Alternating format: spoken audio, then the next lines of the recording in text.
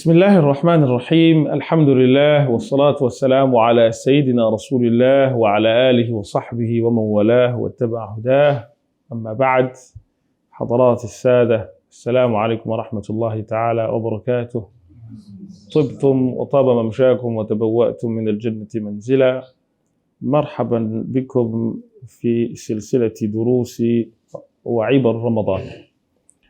Nous sommes aujourd'hui au 6e épisode de notre série de cours sur le mois de Ramadan et nous allons traiter ensemble de la notion ou plutôt de la relation entre Ramadan au sens de jeûne et al-hubb ou al-mahabba, la notion d'amour. A priori, il n'y a pas de lien direct, alors que la base de tout cela, c'est une relation d'amour. L'imam Ibn al-Jawzi, dans son livre intitulé Bahr al-Dumu', il rapporte deux très beaux vers qui permettent de comprendre la relation qui existe entre le fait d'adorer Dieu, le fait de lui obéir et le fait de l'aimer. Il dit ta'sil ilaha wa taz'umu hubbahu. Tu désobéis à Dieu tout en prétendant l'aimer. Hadha qiyasun hadha muhalun fil qiyas badi'u. Il dit cela est selon la logique, selon toute logique, quelque chose d'impossible. Law kana hubbuka lillahi khalisan. Si cet amour était sincère, ata'tahu, tu lui aurais obéi. Pourquoi? Innal muhibba liman yuhibbu muti'u, parce que quand on aime, eh bien on se trouve en train de faire ce que l'objet de notre amour aime sans même faire exprès. Et donc, le fait de jeûner, et d'ailleurs, Allah subhanahu wa ta'ala le dit dans un hadith qu'on voit dans un instant, est la preuve que, eh bien, on est dans une situation une relation d'amour qui est complète, une relation d'amour unique, j'allais dire, parce que pourquoi tu jeûnes si ce n'est pas par amour pour Allah subhanahu wa ta'ala. Il dit dans le hadith que taraka abdi ta'amahu wa sharabahu li ajli. Li ajli ici c'est la preuve de cet amour. Il dit mon serviteur a abandonné sa nourriture et sa boisson pour moi. Alors il dit فَالصَّوْمُ لِي وَأَنَا أَجْزِي بِهِ. Eh bien le jeûne il est à moi et c'est moi qui le récompense. Un peu comme s'il nous disait Allah subhanahu wa ta'ala, c'est parce que justement vous m'aimez que vous en venez à faire ce que vous faites. C'est parce que vous m'aimez que vous en venez à abandonner ce qui est bon et beau pour vous. Al-lazzat wa shahawat, c'est ce à quoi ou vers quoi nous penchons. Et l'humain, parce qu'il est en situation de jeûne, se dit, je ne vais ni manger, ni boire, je me prouve de ce que j'aime, parce que il y a un amour au-dessus de ce que j'ai comme amour pour ces choses-là, à savoir l'amour que j'ai pour Allah subhanahu wa ta'ala. Et il y a un verset du Coran qui le dit très clairement, qui dit, وَمِنَ النَّاسِ tu trouves parmi les hommes man yattakhidhu min dunillahi andadan yuhibbunahum ka hubbillah. Vous avez des gens qui prennent d'autres personnes pour des divinités qu'ils adorent comme on devrait adorer, qu'ils aiment comme on devrait aimer Dieu. وَالَّذِينَ آمَنُوا أَشَدُّ حُبًّا لِلَّهِ. Et ceux qui ont cru, eh bien ils débordent de davantage d'amour pour Allah subhanahu wa ta'ala.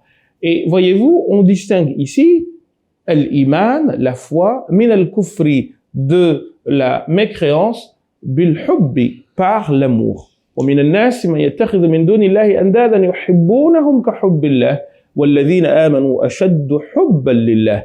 Donc plus on aime Dieu, plus on tend vers l'adoration d'Allah subhanahu wa ta'ala. Une adoration, n'est-ce pas, qui se symbolise dans et à travers le Ramadan par l'observation de cette privation volontaire, puisque nous nous privons volontairement. Exactement comme quand, en relation d'amour, on aime, eh bien, au point de faire passer l'autre. Voyez-vous, c'est le degré suprême de l'amour. La mère aime tellement son enfant qu'elle le fait passer avant sa vie. Eh bien, ici, on aime tellement Allah subhanahu wa ta'ala que on fait passer l'amour de Dieu, eh bien, avant nos besoins immédiats. On ne mange pas, on se prive de manger, de boire, parce que on est dans une relation d'amour avec Allah subhanahu wa ta'ala. Et d'ailleurs, quand on regarde par quoi on commence le jeûne et par quoi on le termine, chez nous, j'aimerais vraiment que vous méditiez avec moi là-dessus, eh bien, on s'aperçoit que le jeûne ne peut être qu'amour. Et si on le fait autrement que par amour, on l'a pas compris.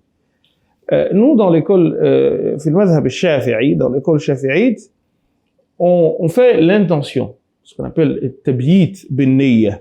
Le fait de faire l'intention le soir, c'est recommandé dans toutes les écoles. Chez les malikites, on peut faire l'intention une fois dans le mois, en début de mois, et ça suffit. Mais chez les shafi'ites, la budda min tabyit bin niyyati kulla layla. C'est que tous les soirs, il faut que nous renouvelions l'intention de jeûner le lendemain. Et on dit, rappelez-vous, et je pense que Cheikh le fait dans votre radio, Cheikh Bah Hassan, mais ce serait quelque chose à encourager pour enseigner les gens aux gens la manière de dire. Alors on dit nawaitu sawma ghadin an ada fard Ramadan. Nawaitu ada fard Ramadan. Imanan wa ihtisaban.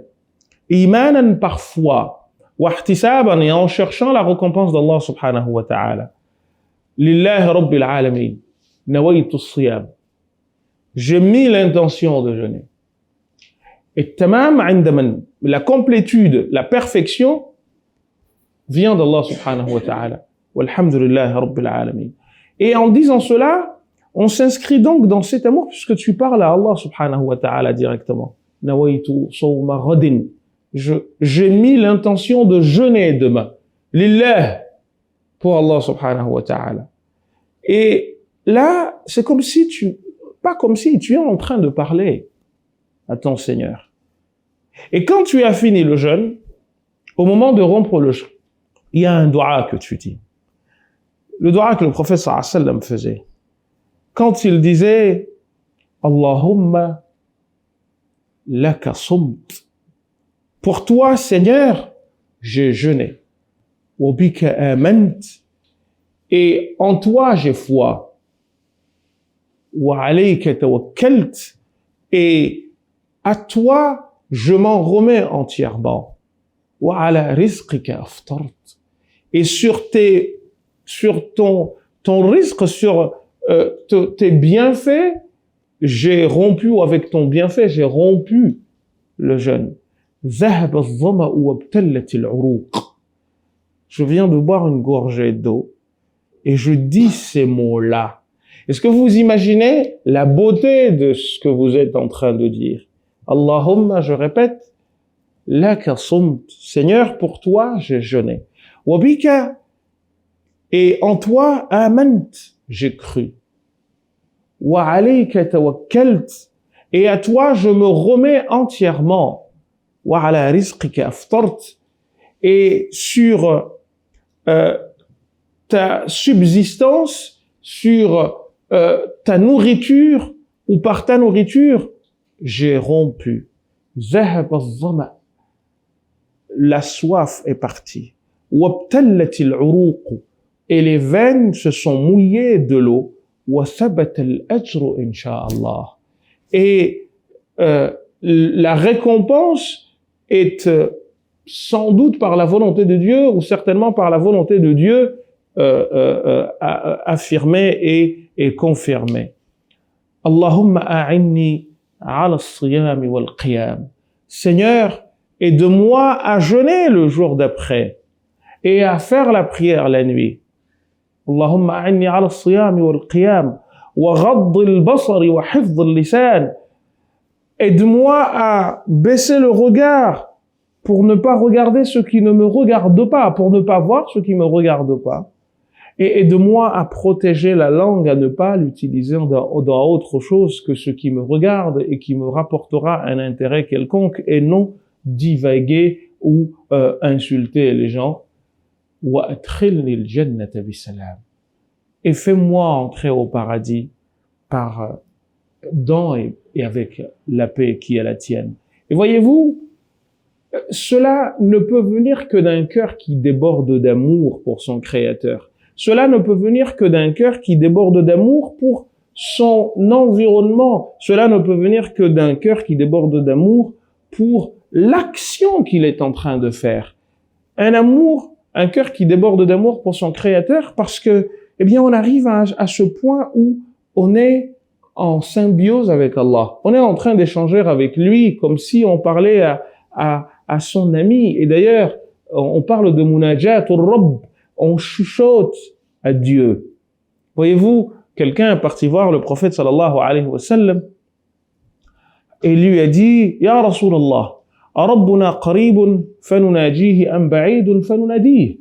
Est-ce que notre Seigneur est proche pour que nous lui chuchotions à l'oreille, ou plutôt loin pour que nous le hélions, pour que nous l'appelions de loin? Le prophète sallallahu alayhi wa sallam lui répond par le verset. Dieu a révélé le fameux verset: إِذَا سَأَلَكَ عِبَادِي عَنِّي. Si mes serviteurs te posent des questions à mon sujet, فَإِنِّي قَرِيبٌ. Et là, il a même enlevé ce qu'on appelle le verbe introducteur. Il a enlevé, alors que d'habitude, il aurait dû dire فَقُلْ, dis-leur إِنِّي قَرِيبٌ, je suis proche. Mais même le verbe introducteur, il a été retiré. إِذَا سَأَلَكَ عِبَادِي عَنِّي. Mais lorsque mes serviteurs te posent des questions à mon endroit, eh bien, فَإِنِّي قَرِيبٌ. Il lui a pas dit dis-leur que je suis proche, non. فإني قريب. Alors certes je suis proche. أجيب دعوة الداعي إذا دعان. Je réponds à l'appel de celui qui m'appelle lorsqu'il m'invoque. فليستجيبوا لي وليؤمنوا بي لعلهم يرشدون. Et qu'ils répondent et qu'ils viennent à moi, ainsi eh bien seront-ils sauvés. Mais ce qui ressort de tout cela, chers amis, c'est ce cœur qui déborde d'amour, qui parle à son Seigneur, voyez-vous, exactement comme on voit des gens qui parlent même maintenant alors on peut parler à quelqu'un même quand il nous répond pas, et lorsque l'amour déborde, eh bien on en vient à parler même à des choses, à des objets, même à des animaux dont on sait très bien qu'ils ne comprennent pas ce que nous disons. Alors qu'en est-il du Créateur dont on est sûr qu'il comprend la totalité de ce que nous savons dire et surtout de ce que nous ne savons pas dire, puisque ya'lamu sirra wa akhfa, il connaît le caché, c'est-à-dire ce que j'ai que vous ne savez pas, wa akhfa, et ce qui est plus caché que caché, c'est-à-dire ce à quoi je n'ai pas encore pensé. Donc c'est quelqu'un qui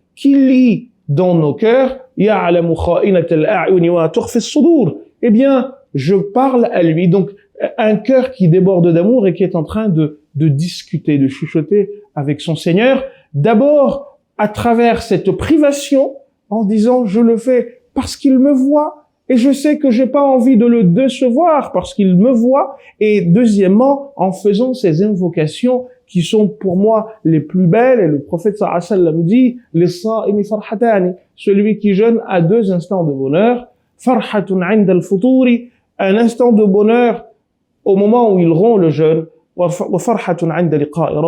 un autre instant de jeûne lorsqu'il rencontre son Créateur le jour du jugement. Donc il y a ce cœur qui déborde d'amour, et puis un cœur qui déborde d'amour pour ce qu'il fait. Il aime ce qu'il fait, il aime l'action qu'il fait. Voyez-vous, quand on a le jeûne dans le corps, wallahi, on n'a pas envie que le mois de Ramadan se termine. On se dit, quand la dernière dizaine arrive, on se dit, mais Dieu que c'est passé vite. Exactement comme quand on a quelque chose que l'on aime, eh bien quand on passe du temps avec l'être aimé, on ne voit pas le temps passer. Vous connaissez tous ce poème de Lamartine qui disait, parce qu'il était aux côtés de sa bien-aimée, où il se remémorait les instants qu'il passait avec elle. Il disait « Oh temps, suspends ton vol ». On voit pas le temps passer. On peut passer des heures et des heures avec la personne que l'on aime sans voir le temps passer. Eh bien, le mois de Ramadan, parce que nous sommes en amour pour cette période particulière, eh bien, nous ne voyons pas le temps passer. C'est un cœur qui déborde d'amour. Et enfin, un cœur qui déborde d'amour pour notre environnement, parce que, eh bien, nous savons que Allah subhanahu wa ta'ala, et c'est un hadith que le prophète nous a appris, nous aide à faire le bien. Et en faisant le bien, il nous apprend à ne voir de l'autre que ce qui est beau et bon, et ainsi à aimer l'autre en lui tendant la main davantage. On nous apprend à nous priver pour que nous nous mettions à la place de celui qui n'a pas, et c'est ainsi que aussi notre amour notre cœur finit par déborder d'amour. Voyez-vous, c'était pas évident de voir un lien entre le Ramadan et l'amour, alors qu'en réalité, le Ramadan, s'il est bien pratiqué, il ne peut être qu'amour, amour pour son Créateur, amour pour la pratique que nous faisons, et enfin, amour pour notre environnement. On s'arrête là pour aujourd'hui. Wassalamu alaikum wa rahmatullahi ta'ala wa barakatuh.